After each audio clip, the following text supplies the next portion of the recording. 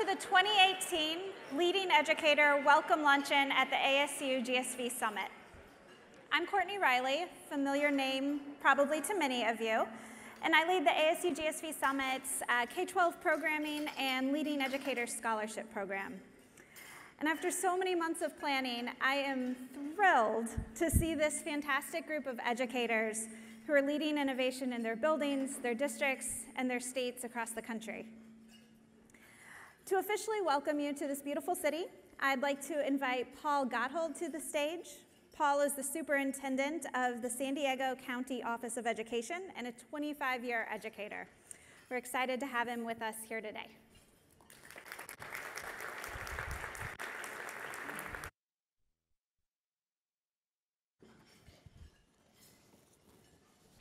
Good afternoon, everyone.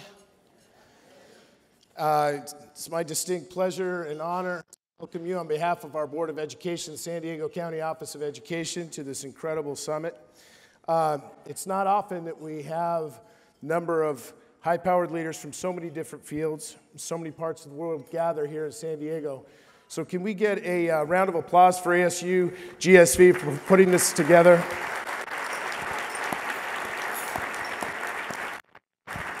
In addition to that, we'd also like to thank our title sponsors. Over the years, the San Diego County Office of Education has earned a reputation as a hotbed of STEM activity. However, with a shortage of students entering STEM fields in the workforce, there is a growing need to engage our kids early on. That's why I'm excited to be a part of this county and some of the great work that our districts are engaged in. By the way, did anyone have the opportunity to visit Cajon Valley and Vista today? Can we get a round of applause for those districts? From Cardiff Elementary's digital citizenship initiatives, Chula Vista Elementary School District works with students on making thinking visible. Lakeside, Yukon, coding with Ozobot's Seesaw Digital Portfolio. Cajon Valley's innovative use of TEDx education, which offers students a unique platform to share their ideas. And it's such a privilege for me to introduce one of our young people from that district who's going to talk to you in just a second. We have students across all grade spans actively engaging in STEM in a variety of ways. Middle and high school levels, we have students who are immersed in robotics, design thinking, maker spaces, coding, and more. That's a good thing, because over the last few years, science jobs in the area have grown exponentially, more than 25%, making San Diego one of the nation's major destinations for people seeking career in science. There are over 160 biotech firms in San Diego County today. It's not only important to me, I know I'm preaching to the choir, important to our economy and our society. We're preparing our students for the jobs of tomorrow. There's a critical need to build partnerships throughout the community that truly unlock the potential of our students to achieve college and career success. And I believe that ASU GSV is an incredible vehicle to do just that. So for our industry partners in the room, we need your help to achieve our goal of leveraging STEM learning opportunities to have a profound positive effect on the trajectory of our students' careers and their lives. For the educators in the room, please continue your efforts to transform the school experience, connecting your classrooms to the world of work, no matter your grade span. And you know all along, you have a trusted partner in the San Diego County Office of Education. And just so you know, we have recently developed an innovation division within the county office. I'd like to introduce our new Chief Innovation Officer, Dr. Patrick Rabungal, who is here with us today. Patrick.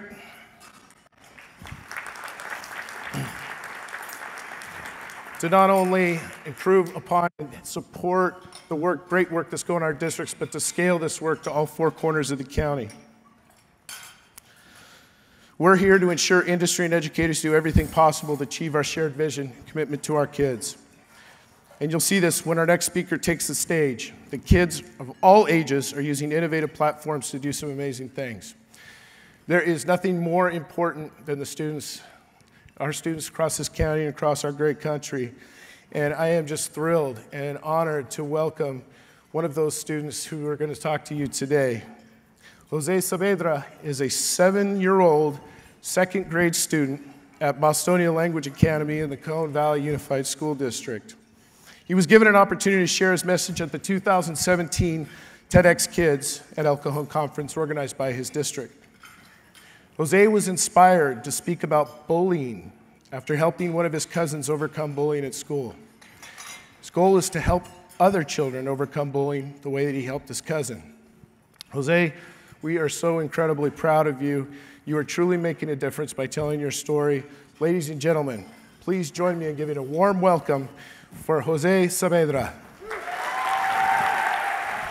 All right. Good job. All right, knock it out. Okay.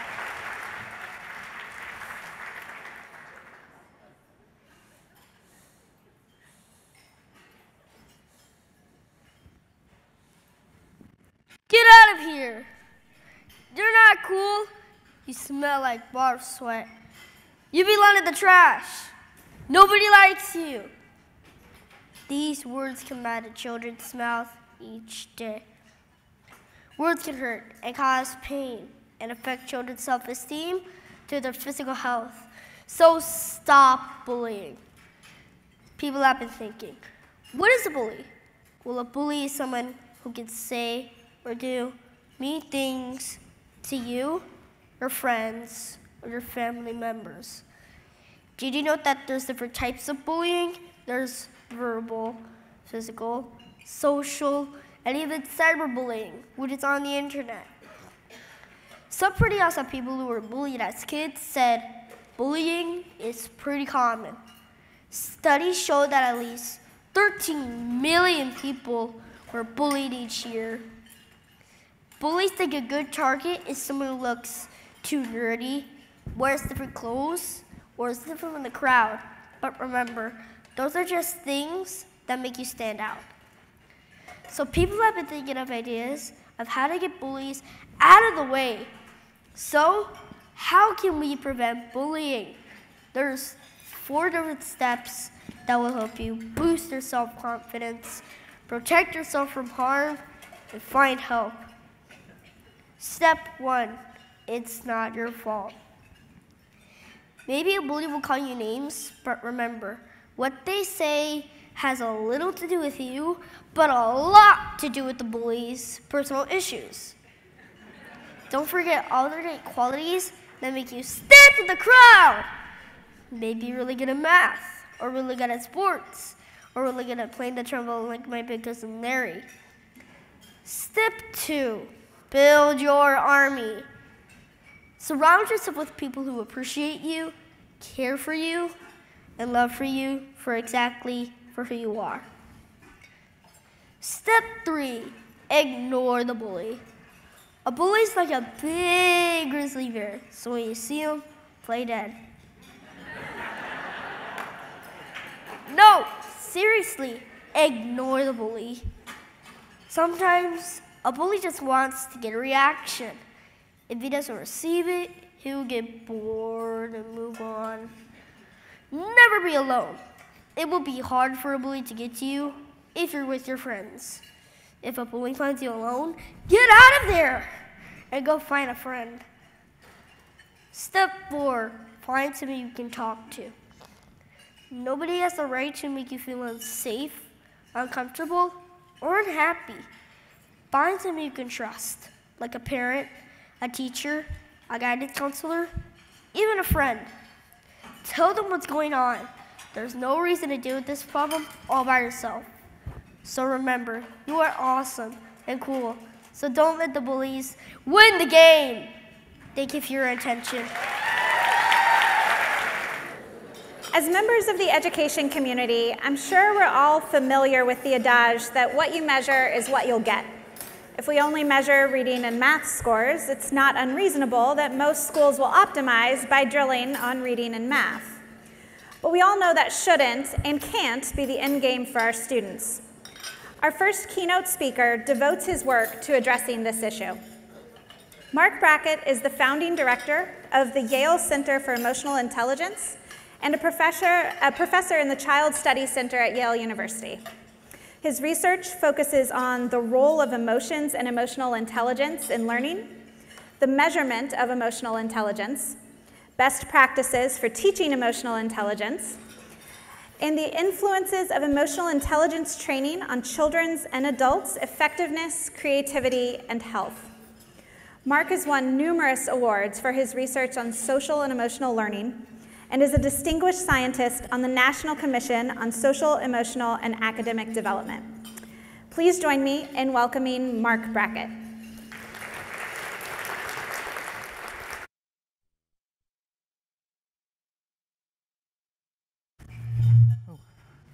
Hi, everybody. So you all know that my job is to ask you how you're feeling. You might think I'm kidding, but you're going to probably hear more about feelings in the next 25 minutes than you have in your entire life. So let's just jump into it. I always like to put up contact information first. If you have any questions or you want information about different aspects of our center, that's the slide, and I'll put one up at the end as well. So I want to start off by asking everyone to please get good posture in your seats.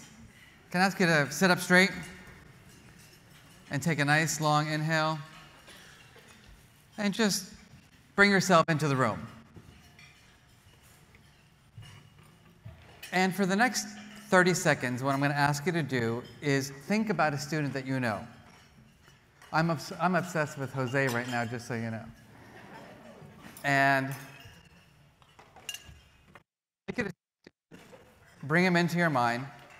And for the next 30 seconds, just listen to what I have to say and try to reflect on it.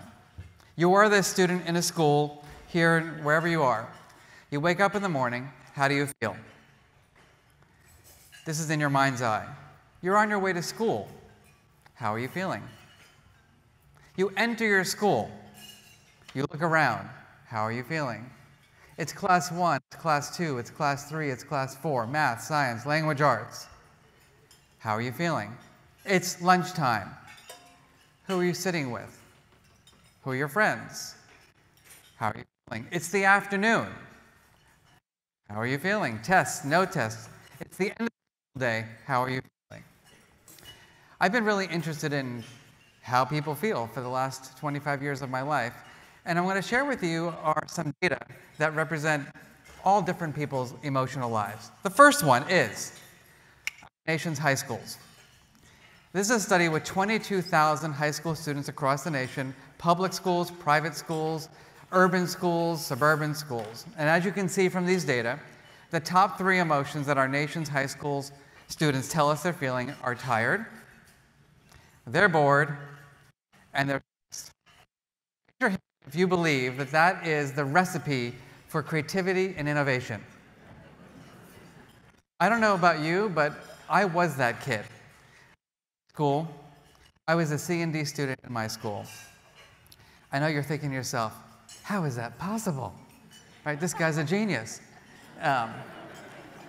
Truth is, I am pretty smart, but back then my emotion system really took over my cognitive system. We're into that in a minute. Now, a lot of people say something like the following: when I get into Yale, I'm going to be happy. Parents say that all the time, like, when my kid gets to Yale, like, the dream has come true. I teach Yale students, and last year I did a study on about 1,000 graduates, and let's see how they're feeling. Oh, wow. They're doing great. They're anxious, they're stressed. Interesting. I looked at the data across the state of Connecticut, where we're now doing a big study, and what we found is the following. Every year for the last 6 years, there has been a 20% increase in students seeking health treatment.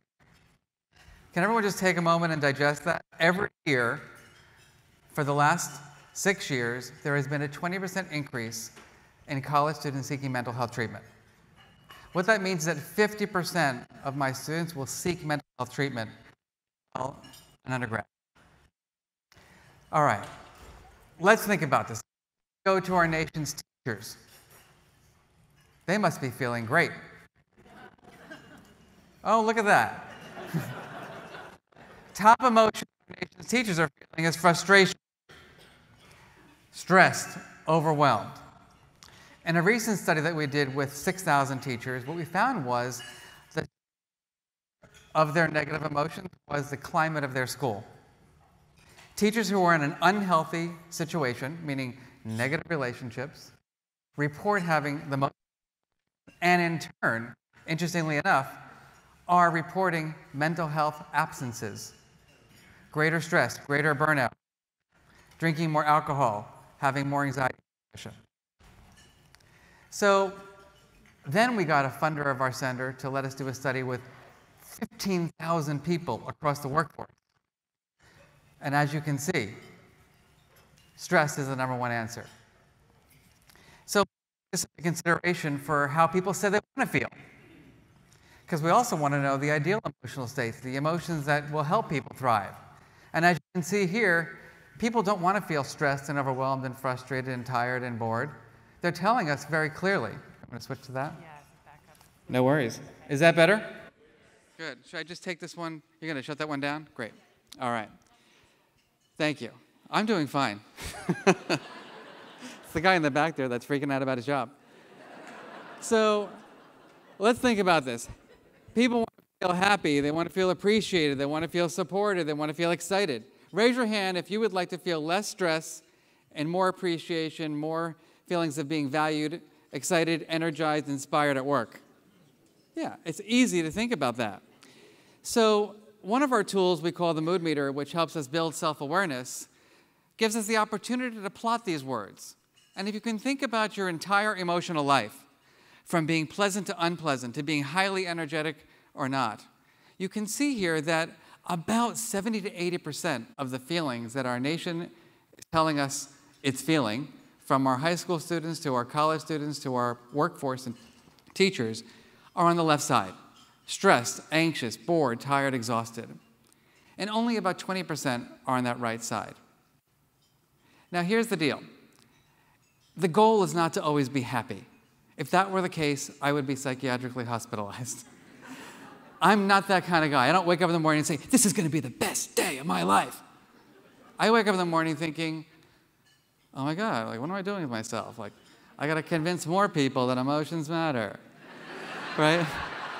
So you can't always have the goal, right, of being happy because you're going to be utterly disappointed. However, we should not be experiencing 80% on the left. It's got to be balanced. It should be the reverse. It should be about 70% of the yellow and green emotions and about 30% of the blue and the red. So our center is called the Center for Emotional Intelligence, and our big motto is, our vision is to use the power of emotions to create a healthier, more equitable, innovative, and compassionate society. And the reason why we care about emotions is because of 5 decades now of research on emotion science. Emotions matter for 5 big reasons. The first, attention. All of you right now, how you're feeling is driving your attentional capacity. Raise your hand if you are bored. All right, good. That was a trick question. Right? If you were bored, you would be thinking about, oh, what's the next presentation about? Where am I going next? What am I going to do here?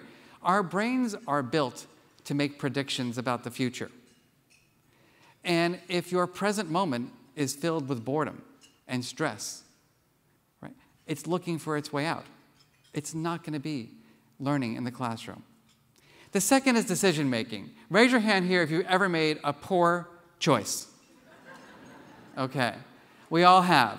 What most people don't know is that our emotions are a big driver of our decision making. One example, we did a study a couple years ago with teachers, and we randomly assigned them into 2 conditions, good mood, bad mood. It's easy. Take a minute and write about the best day you had in the classroom. The next group of teachers wrote about a really tough day. And then we gave the same paper to grade to every teacher. What do you think? Same grades? 1 to 2 full grade difference in those evaluations of the same exact paper just based on the teacher's mood. Now, the bigger part of that study was the following. At the end of the study, we asked teachers, do you believe that how you felt had an influence over the grade? 87% said, no way. There's no way that how I felt would have. I feel emotions all day long. Like, why would that change the way I evaluate a student? So what that tells us is that emotions influence our cognition and decision making, but it happens a lot of the time outside of our conscious awareness. That's scary for people, right? Free will is now being challenged. The third is relationships. Take a look at my facial expression. Does anyone here work with someone who looks like this?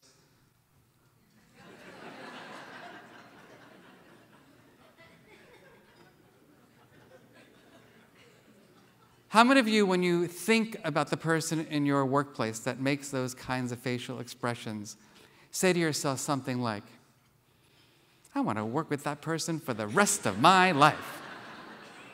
Right? We don't. Emotions are signals to approach or avoid. These strong negative emotions send signals. Stay away. I disrespect you. I'm more powerful than you are. I'm not really interested in you. I'm not here for you. Genuine positive emotions send different messages. They say, I'm here for you. I'm approachable. I'm listening. The fourth is physical and mental health. What you should know is that the state of stress in our nation is the worst it's ever been. It's the worst it's ever been. Studies show that if we took the data that we have at Yale and our high schools, about 50% of our nation's youth would be psychiatrically hospitalized. It's not great. As a matter of fact, there's a lot of even contention about this work. Even at my own university, I had the head of the counseling center, I'm being recorded right now, so I'm about to lose my job, say, Marc, we're blaming you for all these kids coming into the counseling center because all you do is run around campus getting everybody to talk about their feelings. She goes, the football players are coming in. I said, it's good. It's good. Finally, performance and creativity. Has anyone here ever tried to be creative? No one? Yes. Has anyone here ever failed at their attempt to be creative? Has anyone here ever been disappointed in their progress toward a goal? Has anyone here ever been frustrated? Has anyone here ever been overwhelmed? Has anyone here ever gotten negative feedback? And people think that it's simple, right? That you just have to persevere. I disagree. I think it's a lot more complicated than that. I think that we need to make sure that we create environments where kids feel safe to take risks. I think we need to create schools where children and the adults around them understand that how people feel drives their creativity and performance. And more than that, that the skills that we have to use our emotions wisely are what's going to predict our success. So people say, what are the skills? There are 5. We call them the ruler skills. The first is recognizing emotion, identifying emotion in face, body, voice. Identifying my own emotions by paying attention to my own thought processes and my physiology. The second is understanding the causes and the consequences of our feeling states. Why am I disappointed? Why am I frustrated? Why am I overwhelmed? What's the cause of that feeling? What's the consequence in my thought process, on my decision making? The third is labeling, having that vocabulary. Am I down or am I disappointed? Am I peeved or am I irritated or am I enraged? Am I pleased? Am I content? Am I tranquil? Am I elated? Am I ecstatic? What we say in our center is that you have to name it to tame it. Until you have a mental model for your inner life, it's hard to know what to do with your inner life. The fourth is expressing emotions, knowing how and when to express emotions in different contexts. There are rules around expressing emotions. There are family rules, there are classroom rules, there are school rules, there are community rules. In my own family, there's interesting rules. I have 2 older brothers, both of whom, we all came out of the same womb, except they believe that essentially, my one brother came to hear me speak, and he said to me, I predict your center is going to crumble, right? And I said, well, that's pretty strong. Like, what do you mean by that? He's like, you are way too self-disclosing. People shouldn't know that you were bullied for all those years in your life. People shouldn't know that mommy had anxiety problems. People shouldn't know that you went for therapy. People shouldn't know all these different things. And I said, Dave, but like, this is what I do. Like, if I can't talk about my feelings, like, there's a huge problem. And he looks at me and he goes, but people are going to think you're weak. Think about that. And I said to my brother, I said, Dave, like in my department, we call that projection, right? Like, I'm doing okay. Like, I'm doing okay, right? It's good. So we have to think about the rules that we're creating about emotions everywhere, from our family lives to our school lives to our workplaces. Finally, the emotion regulation skills. What are the skills that we use to manage our emotions? And I'm going to throw out something that might be provocative. Self-control is overrated. Self-control is overrated. In our nation's schools, emotions are co-regulated. They are. You're being co-regulated right now, whether you like it or not, because you are feeling something based on my presentation that is generating an emotion inside of you. And you're deciding to be present or not. You're deciding whether you should be distracted or not. You're deciding whether or not you want to judge. So in many ways, this idea of me telling you to focus and pay attention and calm down. How many of you have ever been told to calm down? Right? How many of you, when someone says, I need you to calm down, honey? How many just like that, right? It's something, usually in your mind, you're like, I'll give you calm. You want to see calm? I'll give you calm. Now, here's what we know. When we look at children, many of you are going to be, I hope, attracted to the column on the left, because that's the students who have higher emotional skills. So this is about 50,000 kids that we studied over the last 10 years, students who score higher in our performance-based tools of emotional intelligence look like the column on the left and the other on the right. So people say, well, what about in the workplace? Like, does it matter at schools? So we just finished a really cool study looking at the role of principals' emotional intelligence. I don't know. Anybody think it matters? All right, so let's take a look. Remember earlier I showed you those data on how teachers feel? Well, take a look at this. That was the global study. When you disaggregate the data and look at it split, people or teachers who work for a principal who is low in emotional intelligence versus high in emotional intelligence. Does anyone see a difference? Happiness is about 20 times greater. Frustration, 15% lower. Excitement, you can't even see it when you're working for someone who's low in emotional intelligence. And then people have criticized us. They say, well, maybe the principals who are high in emotional intelligence, they're just like soft, right? They let people do what they want to do. They're laissez-faire. And look at that. Actually, people work a little bit harder when they're working for someone who is high in emotional intelligence. It's not like the highly emotionally intelligent leader is just kind of like, que sera, sera. But let's look at some other data now. Look at this. Teachers' emotional exhaustion. Significantly higher by about 1.5 points. How about I intend to leave the profession? Significantly different when you work for someone who's low versus high in emotional intelligence. Teachers' job satisfaction. 3.7 versus 5.2.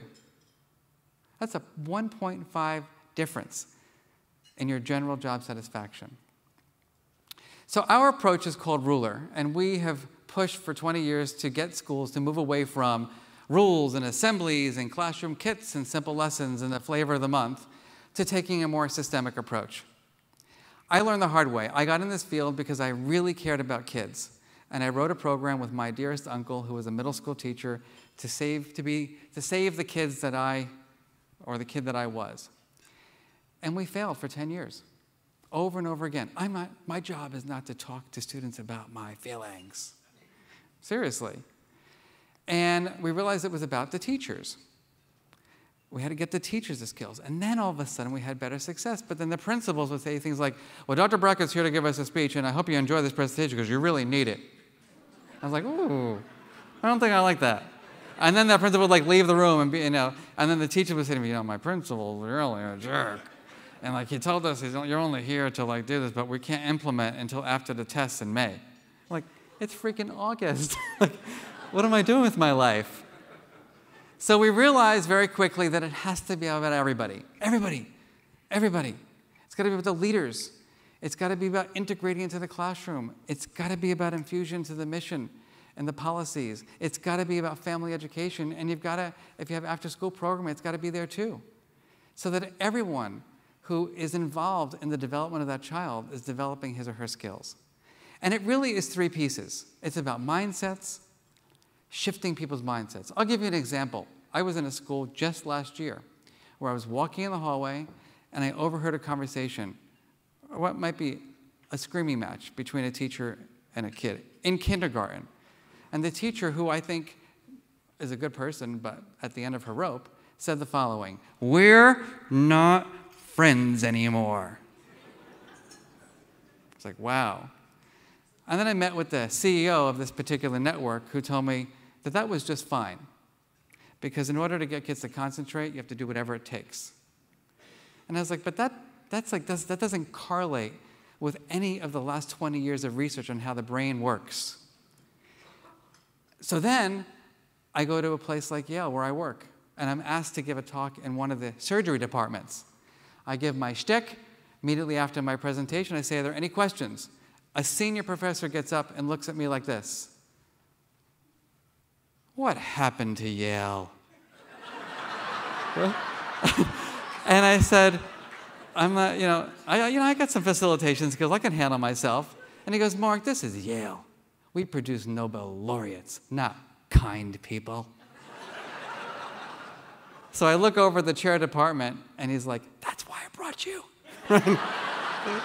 So we got a long way to go to shift people's belief systems about emotions. I'm not sure we're at a place in our nation, especially if you watch CNN or on Twitter, that our nation values how people really feel. Then we have to develop the skills. Then we have to also focus on the climate. You have to focus on the climate. You can't just try to develop someone's skills in an unhealthy environment. And then, of course, you get all the outcomes that you care about. You get better test scores, you get better grades, you get better health, you get better well-being, you get better decision-making. And now there has been enough research to show that this is the case. So what does it look like? Well, we've found that you need to do this slowly. You've got to get into this phase of planning. You've got to get into this phase of adult development. You've got to work on student implementation and family engagement, and then work on the sustainability. Because you don't want this to be something that you've done. The worst thing in my life is that, Brackett came and gave a speech. That means they're doing social and emotional learning. That is the opposite of this. I want to go back in 10 years and see this integrated and infused into the way teachers teach and students learn and leaders lead and parents parent. We have tools. We call them the anchors of emotional intelligence, and I, of course, can't go through all of them right now. The first one is called the Charter. It says, let's focus on feelings. There's too many rules in schools. Nobody wants to sit still and nod at the speaker. Right? People want to feel welcomed. They want to feel appreciated. They want to feel valued. Why not ask our nation's youth how they want to feel and create learning environments with them to have those emotion states? Why don't we ask the teachers how they want to feel and then do everything we can to support them in feeling more respected and valued and appreciated?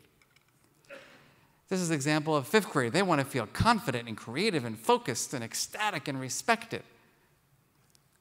As a high school, they want to be spirited and united and respected and determined and empowered. And then they work together to create learning environments where that happens. We're working with Facebook on a project that is focused on giving students a voice. It's called Inspire Ed, and it's a free program that helps high schoolers build a plan for creating the best possible learning environment in their high schools. So you can check that out as well. The mood meters are a tool for building self-awareness, building that emotion vocabulary, developing a sophisticated feelings vocabulary through storytelling, through links to the academics, through interviewing family members, through having rich conversations about, well, what would you do if you felt that way? How could you support someone who was feeling that way? If they were alienated, what might you do? What are the thoughts? What are the actions to support people's healthy emotional development? And then you start thinking about emotion regulation as a complex concept. What are the specific and personal strategies? I'm an introvert who is highly neurotic. Can anyone relate to me? Like, I worry about everything. I even worry about why I worry. And I have a new thing now that our center is growing, like, I worry about why I worry about why I worry. So telling me, Marc, just take a deep breath, right? It's not going to work. I've tried it for 20 years, right? There are other strategies. Like, what is my self-talk going to look like, going to feel like? Being a neurotic Jewish professor, right? It's different than other people, right? You have to find your personal strategies. It's not a one-size-fits-all model. It's helping people discover for themselves what works and evaluating it and then refining it. And then it's also about integrating it into the curriculum itself. That emotions influence teaching and learning. That different emotions are useful for different learning activities. Here you can see this tool being used in classrooms. Kids have their personal mood meters. We have even schools where children have learning differences or can't speak and they can use devices. You can see people make this completely artistic and build walls around their schools. Even a school in Mexico, the high school students had this big day where they were all out in the field and they built this massive mood meter. It's just amazing what people do when you give them the freedom to do it. We even have an app to help you become more self-aware. to learn about your own emotional life. Can everyone please read this quote?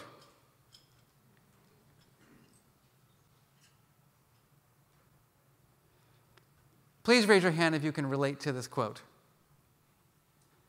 Right? We're running, we're running, we're running. We're triggered constantly. Are we pausing to take that breath? Think about what just happened in Starbucks. Are we pausing to be our best selves? Are we pausing to take what we call that meta moment, to build that space between our stimulus and our response? And we need space to do that. We need skills to do that. We need to be self-aware. We need better strategies for managing our feelings. We say that there's a missing piece in emotion management. It's helping kids and adults see their best possible selves. Imagine that if you paused and you said, wait a minute, Marc, you're the director of the Center for Emotional Intelligence. How would he respond to this stimulus? Think about that. There are other tools we call the blueprint for helping us problem solve. So much of our world is about me, me, me, me. Why aren't we thinking about us and we when we're dealing with conflict? Like, how did I feel, but how did you feel? What might have caused your feelings? Is it what I said that caused your feelings? How did what you do affect what I did, and how do we move forward? At the high school level, we get a little bit more granular. We help kids to think about their identity. Who am I? Where do I want to go in life, and how do I get there? What are the skills that I need? I want to end with just a few things. One, in that study, we also looked at schools that took SEL seriously. And look at this. Now you get a bigger jump. When you have a school that doesn't do social and emotional learning and a school with a principal with low emotional intelligence, what you see is that job satisfaction among teachers is around 3.3. With high social and emotional learning integration and a principal who's higher in emotional intelligence, it's 2 points higher. I don't know about you, but 2 full points probably predicts a lot of variance in student engagement, the culture and climate of your school, academic performance, test scores. Lastly, what we know from our own research and others is that students who do this work have great outcomes. We also are able to help teachers live healthier and happier lives and shift the culture and climate of our schools. So I'm going to end by saying a few things. One, firstly, I bought a bus. It's called the Emotions Matter bus. Today I was lucky enough I pulled up to this Hyatt hotel. I have opened my door. I'm hoping that some of you are going to get on my bus. Let me just get a quick check-in. How many of you are on the Emotions Matter bus? That doesn't feel like, that's not like, I don't know. Let me hear what it sounds like when you're on the Emotions Matter bus. 3, 2, 1. Okay, thank you. At least make my flight worth it. The second is that emotional intelligence is real. Oftentimes people think of it as a soft skill. What I'm here to tell you is that your brains are replete with emotions and thoughts.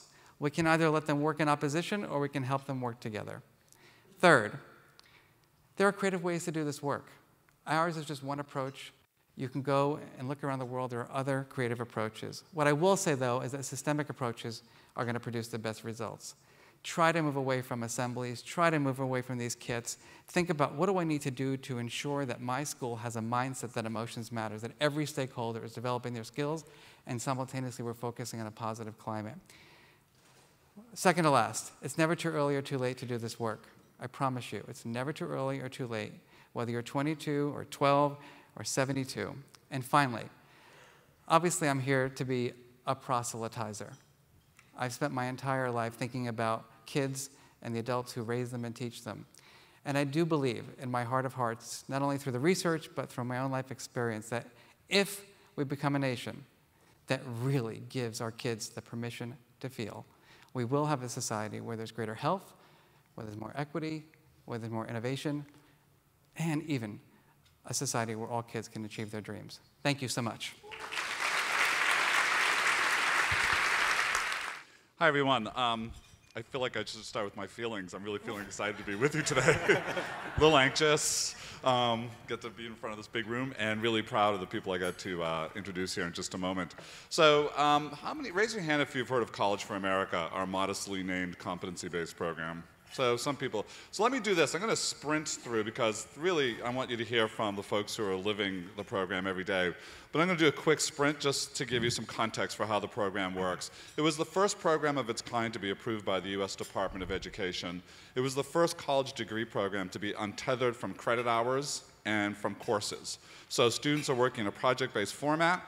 They complete competencies. They progress towards a degree by demonstrating mastery of competencies that are well defined by rubrics. If you think about the credit hour in the context of higher education, it's like the Higgs-boson particle of higher ed. It's the dark matter that holds everything together, right? It's how we unitize knowledge. It's how we apportion faculty workload. It's how we assign our physical resources, our class schedules. And most importantly, it's the basis for giving out $153 billion of federal financial aid every year. And the thing that's really, really good at is telling you how long a college student has sat down. Right? It's 3 hours, it's a unit of time, and we take a snapshot at the end of 14 or 15 weeks, and wherever you are, that's how much learning took place. In reality, when you flip that switch the way we have, we make time independent. It's the variable, and learning is fixed. So if you can demonstrate mastery of the competencies in 6 weeks, let's move on to the next set of competencies. If it takes you 2 years to demonstrate mastery, in writing, for example, then it will take you 2 years. And employers love this program. Why? Because I can ask you this question. I'll do the same thing I do when I'm with CEOs or HR directors. Raise your hand if you have someone who works for you or works with you with a 4-year degree from a good school who doesn't write very well. Yeah, everyone knows somebody in that category. You can do this with quant, you can do this with any number of things. So what we say to employers is, no, when somebody graduates from our program, they can do what we claim, and we can be really crystal clear about that. So Anthem Insurance, one of the big 4 insurance companies, uses College for America as its free college option for all 35,000 of their employees who don't yet have a college degree. We can't name the name yet, but there's a company this week who just committed to doing 5,000 recently out of the military veterans into their executive training programs with College for America as their college degree. And the thing about this program is that it's affordable. $5,000 a year, all you can eat, goes fast or as slow as you like. So let me just quickly race through the slides. These are kind of the moving parts of the program. So people are doing real-world projects. These are projects that approximate what they'll be asked to do in the workplace. They demonstrate mastery, as I said. We don't let people go through with only 8 of the 10 items on a rubric checked off. We want all 10 before you can move on. And people say, well, isn't that a little rigid? I mean, an 80 works in a course-based format. It's like, yes, but I don't want my pilots to be 80% good at what they do. I want them to be as good at landing as they are at taking off. So let's go for mastery. It seems to work better for everybody. It's online. It's flexible. Students can, for people with busy lives. Now, the program has always been targeted towards working adults, or at least first targeted towards working adults. It works better for them. It's flexible, and it's personalized. They choose what competencies to work at what pace, in what order. When we talk about competencies, it's important to pause for a moment and to define what that means. So think about claims for what people can do. 120 of these claims for an associate's, 240 for a bachelor's degree.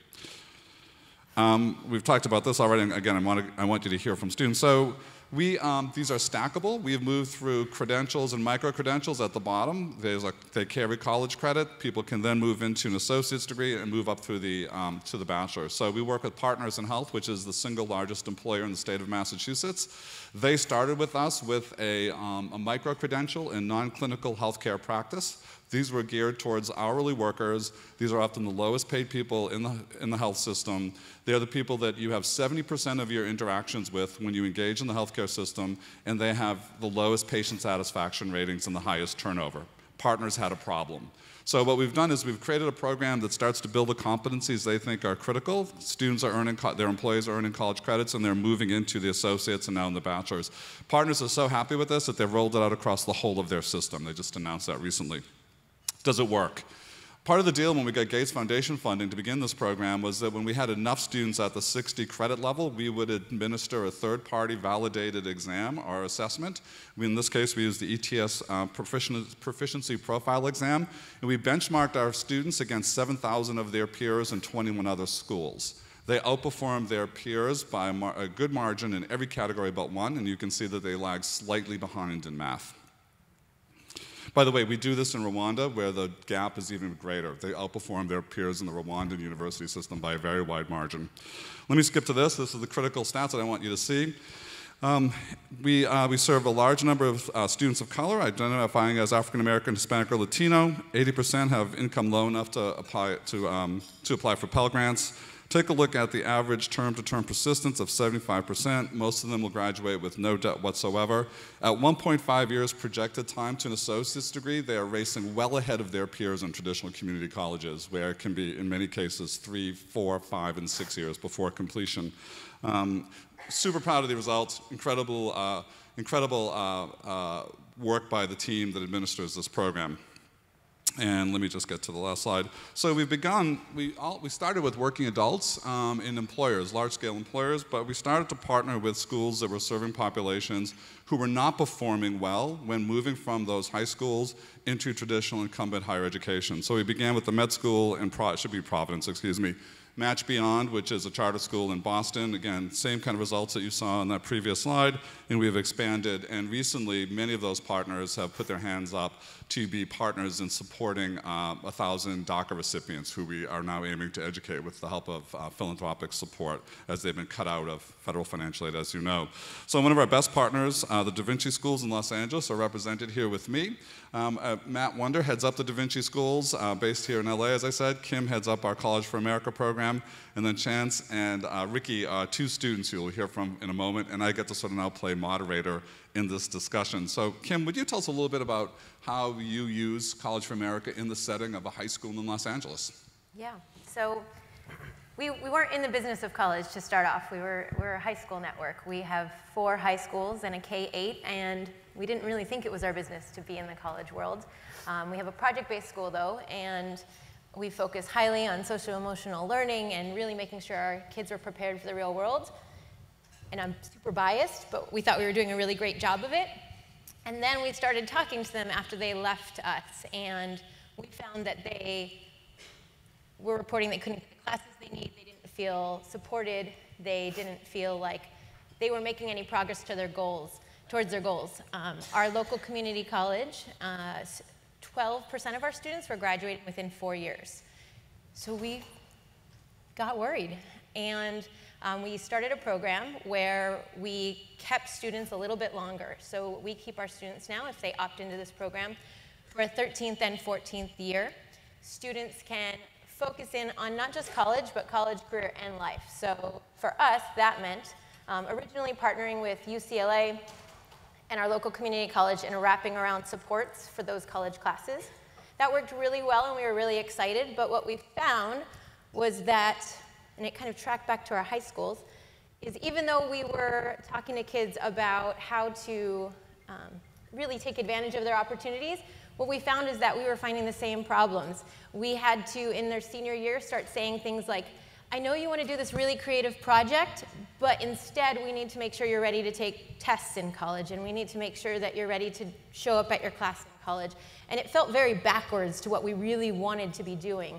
And that came through in our 13th year as well. Our students reported back to us, this is great, we love the supports, but I still don't feel like what I'm doing is super relevant to what I want to be doing. I still feel like if I have something happen in my life that stops me from being able to get to class this week, and some really real things are those barriers, I have to drop out of the semester oftentimes. Then our friends at NGLC and our friends at Schools That Can landed SNHU in our lap.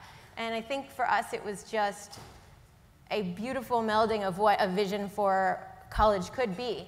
The idea that it isn't about whether or not professor says you know this on this day, and it wasn't about whether or not you understood this small piece of content, but instead thinking about how content could really be related to the real world and the working world that you're entering into.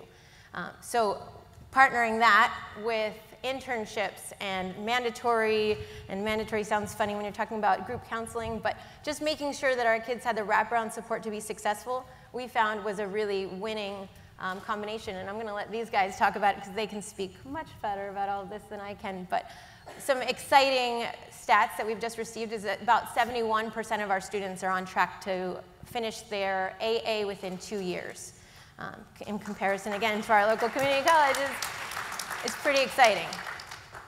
So one of the things, I'm going to turn to the students, let them describe a little bit about their experience. Chance, I think you share with me and Marc sort of a checkered high school experience, sometimes up, sometimes down. Yes. And you seem to really hit your stride. What works about this for you? Why are you now excelling in the way that you are with CFA? Well, because I have the support through DVX or Southern New Hampshire, whether it's communicating with people, giving me feedback. I have friends that I'm able to work with, not only in school, but outside of school. I'm able to communicate with mentors on their free time, you know, so it's kind of like I have like a support that I wouldn't have at a normal school that makes it better and exciting to come and learn at DVX and Southern New Hampshire.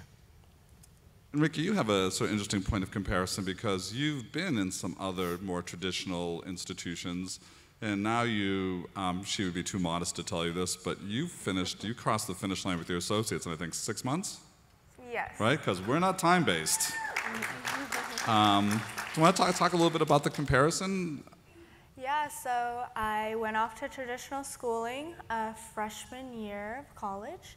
I decided that it wasn't the right route for me, and so that's when I contacted Kim and asked about DVX, and they told me about the great program that they partner with Southern New Hampshire University with, and I joined, and it was very relatable to Da Vinci with the project-based learning and competency learning. There's no tests, and it was just a great match for me where I was able to learn at my own pace and schedule it within my other responsibilities.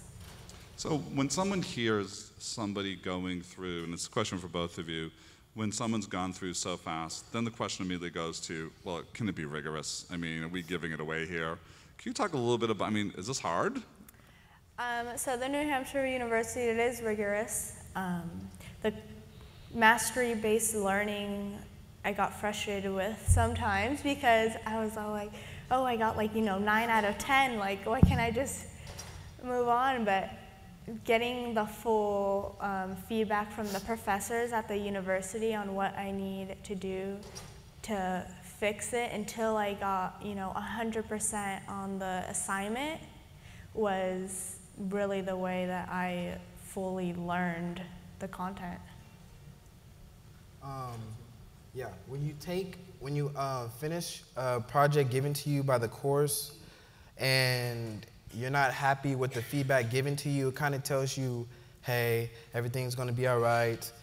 I just got to take it as, oh, this is a teacher giving me help, not as, oh, I'm doing everything wrong or everything that she's telling me is bad, So it really matters that you pay attention, you really read the feedback given in depth, and so that you can fully understand what the feedback or the person giving you feedback is telling you in order for you to grow and succeed as a student.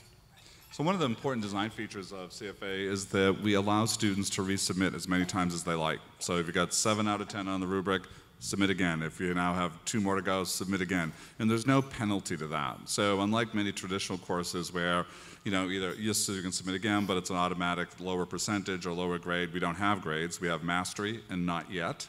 And not yet is a recognition that sometimes hard things take a while. And we know from the work of Todd Rose at Harvard, for example, that when we look at the arbitrary end of the 14th week grading of a course, that in most cases, if we went 2 weeks further out, everybody would have an A. Right? So what was it about that point in time that mattered?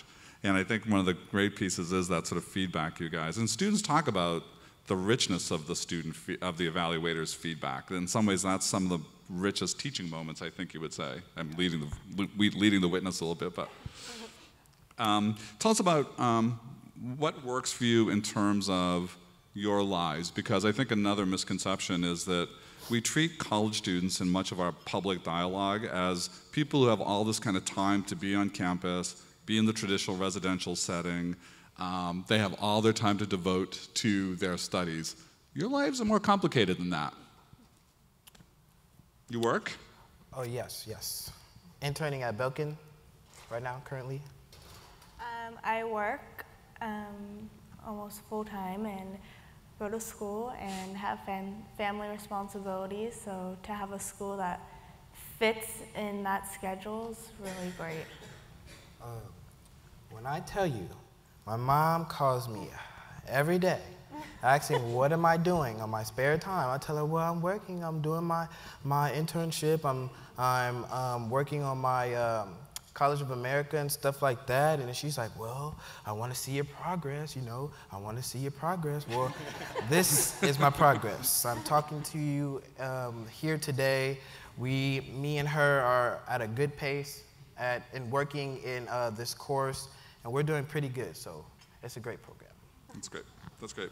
Kim, do you want to add to, say a little bit more, thank you, a little bit more about that profile of the students you serve and sort of what their lives look like? Because again, I think, you know, this program was originally intended for adults because for working adults, the convenience factor alone was critical, right? The notion, if you think about traditional education for adult learners, you get out of work, you race to a campus, you eat bad fast food in the parking lot, run into class, and if you get home, and you're lucky, you might see your kids before they're asleep.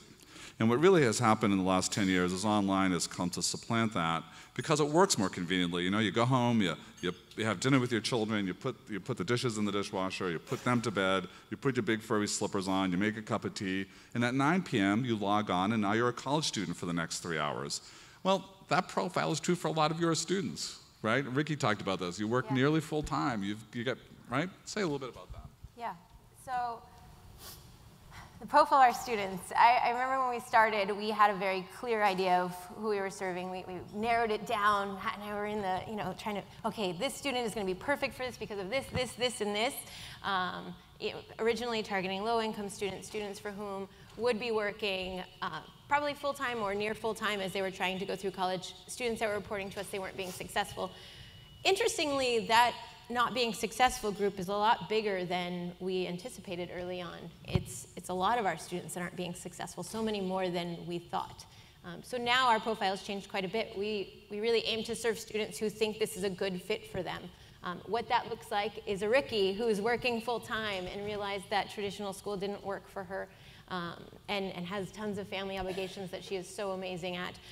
It's a Chance whose mom is making sure, she called me, we hung out on the phone for about an hour to make sure he was set for his hotel, but who is really trying to figure out, I remember, actually I want to touch back, Chance told me the other day, I called him and I was like, why is this working so well for you? Because you kind of weren't doing so great in high school. What is it about this? And he said, for me, I don't feel that pressure that I had in high school where if I didn't do it on this day and I got behind, I might as well just quit and quit for a long time because I didn't feel like I could catch back up. But here I feel like if I have that moment, I can rebuild myself and I can get back on the horse and I can get back in this. And that was just super powerful for me to hear because I taught him as a freshman in high school and saw that change. And it was really powerful to see him becoming a young man who's taking ownership, but not feeling like when he takes ownership and falls, that means the end.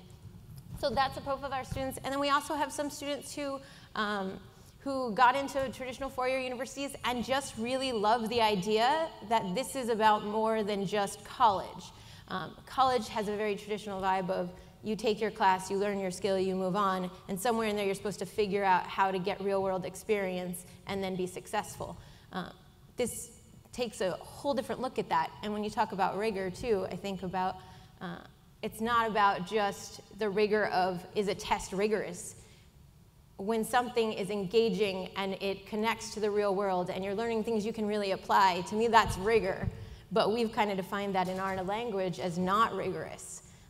Kids report, I'm having fun with this. Does that mean it's not rigorous? No, it means it's rigorous and they're getting these skills that they need. Yeah, thank you. And we actually, in some cases at the Met School, for example, have moved to a dual enrollment model where we had our first student last May walk across the stage and in the same handshake receive both a high school diploma and an associate's degree. Right? And they have to be exceptional. They have to be like Ricky or Chance who can sort of do that and drive. But it's really, I think, a testimony to the sort of work ethic and sort of talent of the students. Courtney, how are we doing for time? Because I don't have a countdown clock. Perfect. So I'm going to turn to Matt. So Matt heads up the Da Vinci Schools and has been an amazing partner for us. Would you put this in a bit of a broader context? Because you think a lot about what this can look like for the future of high school, early college, breaking down the boundaries between high school and college.